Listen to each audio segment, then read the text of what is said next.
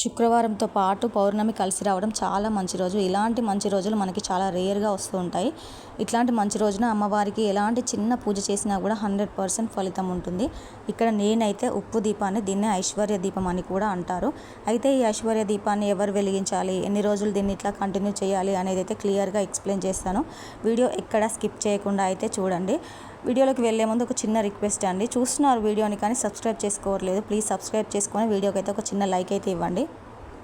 ఈ ఐశ్వర్య దీపారాధన కోసం అయితే ఒకటి పెద్ద ప్రమిద, అలాగే ఒక 2 చిన్న ప్రమిదలను అయితే కొత్తవి తెచ్చుకోవాలి. తెచ్చుకున్న తర్వాత ఒక 10 నిమిషాలు వీటిని నీళ్ళల్లో నానబెట్టేసి తర్వాత మంచిగా ఆరబెట్టేసుకోవాలి. ఫస్ట్ టైం ఈ దీపారాధన చేసే వాళ్ళు మాత్రమే కొత్తవి తెచ్చుకోవాలి. ఆల్రెడీ దీపారాధన కంటిన్యూ చేసిన వాళ్ళైతే పాత వాటిలోనే అట్లానే వెలిగించుకోవచ్చు. ఈ ప్రమిదలకైతే కొద్దిగా పసుపులో మంచిగా వాటర్ కలిపేసుకొని ఇట్లా కంప్లీట్గా ఎక్కడ గ్యాప్ అనేది లేకుండా మంచిగా పసుపుతో అయితే రాసుకోవాలి. చిన్న ప్రమిదకు ఒకదానికి లోపల సైడ్ అయితే రాయదు, దాన్ని దీపారాధన చేసుకోవడానికి. అయితే ఈ ఐశ్వర్య దీపాన్ని ఎవరు వెలిగించాలి అంటే, ఇంట్లో ఆర్థిక పరిస్థితి అసలే బాగోలేదు, వచ్చినట్టుగానే ఖర్చు అయిపోతున్నాయి, చేతిలో రూపాయి నిలవడం లేదు, బిజినెస్ కూడా డల్గా ఉంది అనుకొని ఫీల్ అయ్యే వాళ్ళు మాత్రం ఇట్లాగా ఐశ్వర్య దీపాన్ని అయితే శుక్రవారం రోజు వెలిగించండి. మీరు ఎన్ని వారాలు వెలిగిస్తాము అనేది ఫస్టే సంకల్పం చేసుకోండి. మీ కోరికను బట్టి ఒక 5 వారాలు అయితే ఫస్ట్ వెలిగిస్తామని మొక్కుకోండి. ఈ 5 వారాలలో మీకైతే ఖచ్చితంగా ఇంప్రూవ్మెంట్ అనేది కనిపిస్తుంది. ఈ ప్రమిదలకి పసుపునంతా మంచిగా రాసుకున్న తర్వాత ఒక 5 కుంకుమ బొట్లను అయితే పెట్టుకోవాలి. ఈ దీపారాధనకి మనం ఇప్పుడు ఉపయోగించే ఉప్పుని కొత్తది ప్యాకెట్ తెచ్చుకోవాలి. ఆల్రెడీ మనం కిచెన్లో యూజ్ చేసేది మాత్రం వాడొద్దు. దాన్ని అలానే ఇక పూజ రూమ్లోనే పెట్టేసుకోండి. నెక్స్ట్ వీక్ కూడా మంచిగా యూజ్ చేసుకోవడానికి ఉంటుంది. చూస్తున్నారు కదా, ఈ పెద్ద ప్రమిదలో అయితే ఒక 3 వంతుల వరకు ఉప్పునైతే పోసుకొని దీన్ని మంచిగా ఇట్లా సెట్ చేసుకున్న తర్వాత దీని మీద కొద్దిగా పసుపు, కుంకుమ, అక్షింతలు కూడా వేసుకొని తర్వాత ఇంకొక చిన్న ప్రమిదను పెట్టుకోవాలి. దాంట్లో కూడా కొన్ని అక్షింతలు వేసుకొని నెక్స్ట్ ఇంకొక ప్రమిదను అయితే పెట్టుకొని అప్పుడు దాంట్లో ఆవు నెయ్యి లేదంటే నువ్వుల నూనె వేసుకొని దీపారాధన అయితే చేసుకోవాలి. దీపారాధన కోసం 2 ఒత్తులను కలిపి ఒక వత్తి చేసి నూనెలో అయితే వేసుకోవాలి. అయితే ఇప్పుడు ఈ ప్రమిదలను ఎక్కడ పెట్టాలి, దేవుని రూమ్లో పెట్టుకోవాలా లేదంటే ఇంకా వేరే ప్లేస్లో పెట్టుకోవాలని డౌట్ వస్తుందేమో. వేరే ప్లేస్లో ఎక్కడ అవసరం లేదు. మనం నిత్య దీపారాధన ఎక్కడ చేస్తామో అక్కడ అయితే పెట్టుకోవచ్చు.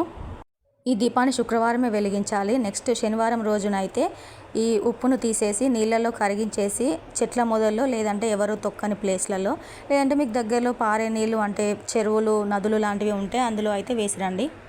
ఈ ప్రమిదలను అయితే కింద పెట్టి దీపారాధన అయితే చేయొద్దు. దానికోసం అయితే నేను ఇక్కడ ఒక చిన్నది ఇత్తడి ప్లేట్ అయితే తీసుకున్నాను. దానికి కూడా ఒక 5 గంధము కుంకుమ బొట్లు పెట్టేసుకొని దీనిపైననైతే ఈ మనం ఉప్పు పోసి పెట్టుకున్నాం కదా, ఈ ప్రమిదను అయితే పెట్టి దీపారాధన చేసుకోవాలి. ఈసారి రాఖీ పౌర్ణమి శుక్రవారము కలిసి వచ్చింది. మీకు ఎవరికైనా కొంచెం ఆర్థిక పరిస్థితి బాగోలేదు అనుకునే వాళ్ళు అయితే కొంచెం ఒక 1/2 అవర్ ముందే లేచి సూర్యోదయం అంటే మార్నింగ్ 7 లోపు అయితే వెలిగించుకోవడానికి ట్రై చేయండి. లేదంటే ఈవినింగ్ 6 తర్వాత ఇట్లా దీపారాధన అయితే చేసుకోవచ్చు. అంతేగాని 9కు 10కు అట్లా అయితే చేయొద్దు. చూస్తున్నారు కదా, నేనైతే ఇక్కడ పూజ గదిలోనే దీపారాధన అయితే చేసుకుంటున్నాను. ఫస్ట్ ఈ ప్రమిదలు పెట్టుకున్న తర్వాత పూలతో అయితే మంచిగా అలంకరించుకొని అప్పుడు ఇట్లా అగరబత్తులతోనైతే దీపారాధన చేసుకోవాలి. తర్వాత దీపంలో కొద్దిగా పసుపు, కుంకుమ, అక్షింతలు అయితే వేసుకోవాలి. తర్వాత ధూపాన్ని కూడా చూపించాలి. ఏదైనా పాలతో చేసిన నైవేద్యాన్ని ఏదన్నా ఉంటే పెట్టండి. ప్రస్తుతానికి నేనైతే బెల్లం ముక్కలు పెట్టుకుంటున్నాను. ఇట్లా ఉప్పు దీపారాధన చేయడానికైతే చాలామంది భయపడతారంట. బట్ మనం చిన్నప్పుడు లేదంటే ఇప్పుడు మన పిల్లలకైనా కూడా ఏదైనా దిష్టి తగిలినా కూడా ఏదైనా నరదిష్టి ఉన్నా కూడా ఉప్పుతోనైతే దిష్టి తీసేస్తే పోతుంది కదా. ఇది కూడా అంతేనండి. మన ఇంట్లో ఏదైనా నరఘోష ఉన్నా ఏదైనా నెగిటివ్ పవర్ ఉన్నా కూడా ఇట్లా ఉప్పుతో దీపారాధన చేస్తే అదంతా పోయి కొంచెం మంచి పాజిటివ్గా అయితే అనిపిస్తుంది. ధూపం కూడా వేసుకోవాలి. చూస్తున్నారు కదా, చాలా సింపుల్. దీనికోసం పెద్దగా ఖర్చు చేయాల్సిన పని కూడా లేదు. అయితే ఈ దీపారాధన చేసినప్పుడు ఉపవాసాలు లాంటివి ఉండాలా అని డౌట్ వస్తుందేమో. దీపారాధన చేసే వరకు మాత్రమే ఒక్క పొద్దు ఉండండి, ఆ తర్వాత తినేయచ్చు. ఇట్లా ఒక 5 శుక్రవారాలు అయితే చేసి చూడండి. మీకు ఖచ్చితంగా మంచి ఫలితాలు అయితే కనిపిస్తాయి. ఆ తర్వాత మీకు మంచిగా అనిపిస్తే అట్లానే ప్రతి శుక్రవారం అయితే ఇట్లా ఉప్పు దీపాన్ని కంటిన్యూ చేసుకోవచ్చు. మార్నింగ్ చేసిన దీపారాధన ఈవినింగ్ వరకు కొండెక్కితే మళ్ళీ ఆ ఒత్తులు తీసేసి కొత్త ఒత్తులు వేసుకొని అయితే మళ్ళీ దీపారాధన చేయాలి. లాస్ట్కి అయితే హారతి ఇచ్చి హారతిని ఫస్ట్ దేవుళ్ళకి చూపించిన తర్వాత నీళ్లు చూపించి మనమైతే హారతిని కళ్ళగద్దుకోవాలి.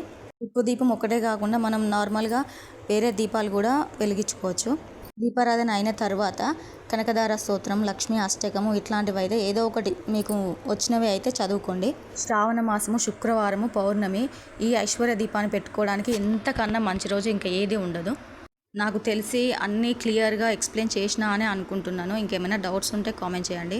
ఈ ఉప్పు సముద్రం నుంచి వస్తుంది కదా, అమ్మవారు కూడా సముద్రంలోనే పుట్టారు కాబట్టి ఈ ఉప్పులో అమ్మవారు కొలువై ఉంటారని కూడా చెప్తారు. కూరాడు గుండ గురించి అయితే చాలా రిక్వెస్ట్లు వస్తున్నాయండి.